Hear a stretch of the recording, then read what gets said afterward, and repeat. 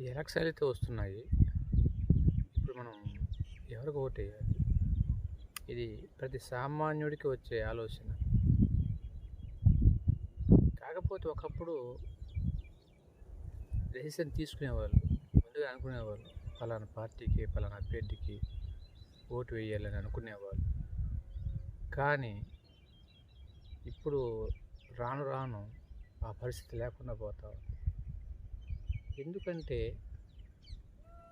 ఈ రాజకీయాల్లో పార్టీలో నాయకులే స్థిరంగా ఉండడం లేదు. ఒక్కొక్కరు ఒక్కో రోజు ఒక్కో పార్టీకి వెళ్తున్నారు.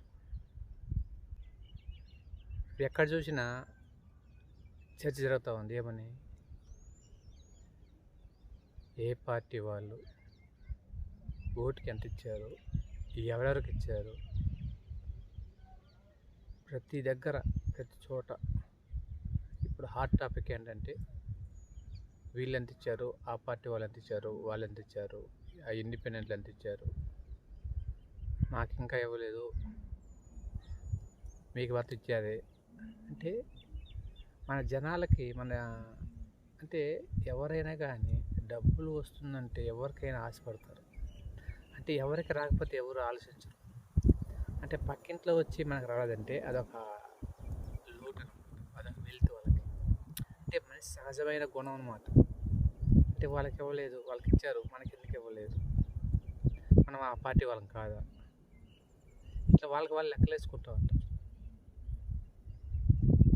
అంటే రాను రాను సమాజం ఏ విధంగా తయారైపోతూ ఉంది. దీనికి ముఖ్య కారకులు ఎవరు? ఈ స్వతంత్ర భారతదేశంలో ప్రజాస్వామ్య పరిరక్షణ కోసం ప్రతి ఒక్కరూ ఓటు వేయాలి అనేది ప్రతి ఒక్కరికి గుర్తించాలి. ప్రతి ఒక్కరు గుర్తించాలి. తమ బాధ్యత ఏంటంటే పోయి ఓటు వేయాలి. ఓటు వేయడమే తమ కర్తవ్యం. దానికోసం వాళ్ళు డబ్బిస్తారు, వీళ్ళు డబ్బిస్తారు. అంటే ఎట్లా వెళ్తుంది మన ప్రజాస్వామ్యం? దీనికి కారకులు ఎవరు? ప్రజల, పాలకుల. ప్రజలు ఏమంటారు? వాళ్ళు ఇస్తున్నారు, మేము తీసుకుంటాం అంటారు. మధ్యలో ఉన్న రాజకీయ నాయకులు, కార్యకర్తలు అవి మా డబ్బులు కాదు, వాళ్ళు ఇచ్చారు కాబట్టి తీసుకుని నేను అంటుంటారు. నిజమే, మన డబ్బు కాదు, మనం తీసుకోకపోయినా వాళ్ళు మన లెక్కలో కౌంట్ చేస్తారు అనేది కొంతమంది వాదన. నువ్వు తీసుకున్నా తీసుకోకపోయినా నీ లెక్క పడిపోతుంది అక్కడ నీకు ఇచ్చినట్టు, కాబట్టి తీసుకోవాలి అనేది కొంతమంది వాదన. అదేవిధంగా కొంతమంది అంటే ఎంతమంది ఎన్ని పార్టీలు ఇస్తే అన్ని పార్టీలు డబ్బు తీసుకోవడమేనా? ఒక దగ్గర చాలా ఎక్కువ పార్టీలు పోటీ చేయొచ్చు, అలాగే ఎక్కువ స్వతంత్ర అభ్యర్థులు పోటీ చేయొచ్చు. అన్ని పార్టీలు వాళ్ళు ఇవ్వచ్చు. అన్ని పార్టీ వాళ్ళు ఇస్తే, అందరు అభ్యర్థులు ఇస్తే డబ్బు తీసుకుంటే ఓటు ఎవరికి వేస్తావు? అదే నీ ఓటు విలువ. ఆ డబ్బుతో ఏం చేస్తారు మీరు? ఒక్కరైనా ఆలోచిస్తున్నారా? వాళ్ళకి ఇచ్చారే, మాకు ఇవ్వలేదు, మాకు ఎప్పుడు ఇస్తారు, మాకెంత ఇస్తారు, మీ పార్టీ వాళ్ళం కాదా మేము? ఇట్లా ప్రతి ఒక్కరికి అంటే ఎందుకో మరి జనాల్లో ఆ విధంగా తయారైపోతున్నారు. దాన్ని రాజకీయ పార్టీలు ప్రజలను అలవాటు చేశారా, లేదా ప్రజలే ఆ విధంగా అలవాటు పడిపోతున్నారా? ఇలా ఉంటే రేపు మన దేశం బాగుపడాలి, ప్రపంచం బాగుపడాలి, మనం బాగుపడాలి, మన రాష్ట్రం బాగుపడాలి, మన దేశం బాగుపడాలి. అలా అయితే ఇలా డబ్బు తీసుకొని ఓట్లు వేస్తే ఎలా రాజ్యం బాగుపడుతుంది? ఎలా వచ్చిన ప్రభుత్వాలు కూడా ఎలా పరిపాలన సాగిస్తాయి? అంటే ఇప్పుడు ప్రతి ఒక్కరూ ఆలోచించాలి. ఇప్పుడు మీకు ఇచ్చే ప్రతి ఓటుకి ఎంతైనా కావచ్చు, మీకు ఇచ్చే ప్రతి రూపాయి కూడా మన యొక్క ఆర్థిక అభివృద్ధికి తీవ్రమైన విఘాతం కలిగిస్తుంది. అవునా కాదా?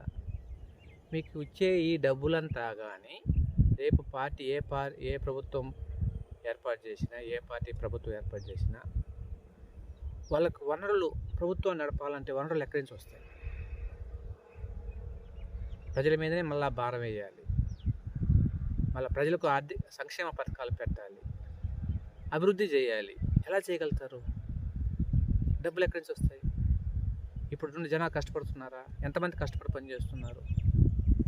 ఎక్కడైనా చూడండి, చాలా వరకు పల్లెటూర్లలో వ్యవసాయాలు తగ్గిపోయాయి. బయట ఉద్యోగాలు పెద్దగా అవకాశాలు ఉండడం లేదు. ఎక్కడ పోయి పని చేయాలి? అందరూ ఈజీ మనీ కోసమే ప్రాకులాడుతున్నారు. ఎవరైనా కష్టపడి పనిచేసే ఆలోచన ఉందా ఒకరికైనా? ఎంతసేపు ఆ పార్టీ వాళ్ళు ఇస్తారు, ఈ పార్టీ ఏమి ఇస్తారు, ఆ పార్టీ ఏమి ఇస్తారు, వాళ్ళ అజెండా ఏంటి, వీళ్ళ మేనిఫెస్టో ఏంటి, వాళ్ళ మేనిఫెస్టో ఏంటి? ఎప్పుడెప్పుడు ఈ స్వార్థంతో ప్రతి ఒక్కరు కూడా ఏ ప్రభుత్వం మనకి ఫ్రీగా ఏదైనా ఇస్తుందా అని ఆలోచిస్తున్నారు తప్ప, మనం ప్రభుత్వాన్ని నడపడానికి మనమంతా మనం ఏం సహకరిస్తున్నాం ప్రభుత్వాలకి ఒక్కరైనా ఆలోచిస్తున్నారా? ఒక ప్రభుత్వం మన కుటుంబం చూస్తున్నాం. మన కుటుంబంలో ఒక కుటుంబాన్ని పోషించాలంటే, సపోజ్ మీకు గవర్నమెంట్ దగ్గర నుంచి ఏ ప్రభుత్వం దగ్గర నుంచి ఏం ₹1 రాదనుకోండి, మీరు సొంతంగా మీరు బతకాలనుకోండి, ఇంట్లో వృద్ధులు ఉంటారు, చదువుకునే పిల్లలు ఉంటారు, మనకి ఇల్లు కట్టుకోవాలి, మనకి ఇంటికి కావాల్సిన ఆర్థిక వనరులు అంటే ఇల్లు కావచ్చు, కారు కొనుక్కోవచ్చు, రకరకాలుగా అవసరాలు ఉండొచ్చు, ఎన్నో ఆర్థిక అవసరాలు ఉంటాయి. మీరు కష్టపడి పనిచేసే వాళ్ళైతే మీరు కష్టపడి పని చేసుకుంటూ, ఇంట్లో పెద్దవాళ్ళని పోషించుకుంటూ, పిల్లల్ని స్కూల్కి చదివించుకుంటూ మీరు ఎలా ఎదగాలి? అంటే ప్రభుత్వం అండదండ లేకుంటే మీరు ఎదగలేరు కదా. అంటే మీకు ప్రభుత్వం ఇచ్చే అన్ని సంక్షేమ పథకాలు కావాలి, ప్రభుత్వం మీకు అన్ని రకాలుగా ఆదుకోవాలి. అలా చేయాలంటే మీరేం చేయాలి? మీరు ₹1 కూడా తీసుకోకుండా, ఏ ప్రలోభాలకు లొంగకుండా నిక్కచ్చిగా ఓటు వేయాలి. అప్పుడే మిమ్మల్ని ఏ ప్రభుత్వమైనా క్షేమంగా పాలిస్తుందన్నమాట, పరిపాలన కొనసాగిస్తుంది. మీకు ఈరోజు డబ్బు ఇచ్చేసి ఓటుకి, ఆ డబ్బంతా వాళ్ళు మళ్ళీ ఎక్కడి నుంచి సమీకరించుకోవాలి? ఆలోచిస్తున్నారా? అదేవిధంగా ఈ ఎలక్షన్ కమిషన్ వాళ్ళైనా కానీ, మన టీవీలో చూస్తున్నాం, ఫోన్లో మనకి వాయిస్ మెసేజ్ వస్తున్నాయి, మా పార్టీకి ఓటేయండి, మా పార్టీకి ఓటేయండి, మేము ఇది చేస్తాం, మేము అది చేస్తాం చెప్తున్నారు. వాళ్ళు అంటే వాళ్ళ ధర్మం ప్రకారం వాళ్ళు చెప్తున్నారు, వాళ్ళు ప్రచారం చేసుకుంటున్నారు. ఎలక్షన్ కమిషన్ అనేది ఒక బాధ్యత తీసుకునేసి ఓటు విలువ అనేది ప్రజలకు తెలియపరచాలి. అంటే తెలుసు, కాకపోతే మళ్ళీ మళ్ళీ మళ్ళీ వాళ్ళు గుర్తు చేస్తూనే ఉండాలి. ఎట్లయితే పార్టీలు వాళ్ళు గెలవడానికి కోసం ఎట్లా వాళ్ళు ప్రయత్నం చేస్తున్నారో, ప్రజల్లో చైతన్యం కలిగించడానికి కూడా ఈ టైంలో, ఎలక్షన్ టైంలో ఎన్నికల కమిషన్ అనేవాళ్ళు ఖచ్చితంగా ప్రతి ఒక్క ఓటరు పారదర్శకంగా ఓటుకు నోటు అనే దానికి వెళ్లకుండా వాళ్ళు సంపూర్ణంగా ఆత్మ ప్రబోధానుసారం ₹1 ఇక్కడ తీసుకోకుండా ఓటు వేయగలగడానికి కావలసిన ఆత్మస్థైర్యాన్ని, వాళ్ళ చైతన్యాన్ని నింపే ప్రయత్నం చేయాలి. దానికి గవర్నమెంట్ దీనిగా సహకరించాలి. ఏ గవర్నమెంట్ వచ్చినా, ఏ ప్రభుత్వం వచ్చినా ఎలక్షన్ కమిషను వాళ్ళు పారదర్శకంగా పనిచేయడానికి, వాళ్ళ యొక్క కర్తవ్యాన్ని సక్రమంగా నిర్వర్తించడానికి ప్రతి రాజకీయ పార్టీ కూడా వాళ్ళకి సహకరిస్తేనే ఫ్యూచర్లో, అంటే రాబోయే కాలంలో ప్రజాస్వామ్యం అనేది నిలబడుతుంది, మన దేశం సుభిక్షంగా ఉంటుంది.